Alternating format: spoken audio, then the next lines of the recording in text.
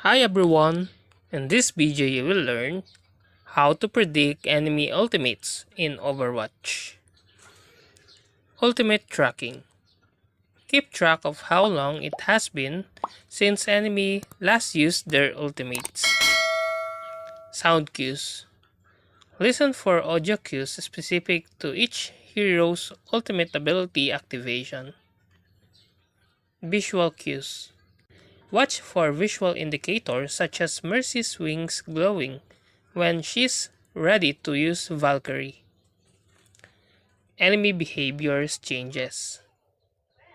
Note changes in enemy behavior, such as suddenly becoming more aggressive or defensive, which can signal an impending ultimate. Kill feed awareness. Monitor the kill feed for enemy eliminations that may charge their ultimates faster. Ultimate charge rate. Estimate enemy ultimates based on how quickly they are gaining ultimate charge compared to your team. Combo patterns.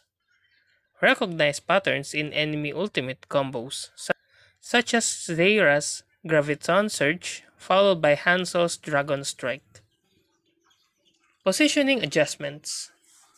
Adjust your positioning to avoid being caught in the impact zone of enemy ultimates like Diva's Self-Destruct or May's Blizzard. Team composition cues. Consider enemy team composition and predict ultimates based on synergies and counters. Flankers ultimates. Predict ultimates of enemy flankers like Tracers or Genji based on their playstyle and positioning. Hero playtime.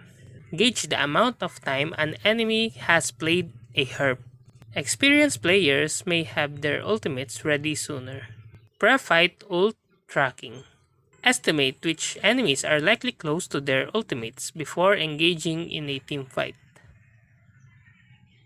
Support ultimates. Anticipate enemy support ultimates by tracking their healing output and teammate survival rate. Mid-fight ult usage. Observe enemy ult usage patterns during mid-fight scenarios to predict their next move. Environmental factors. Consider map location and objectives.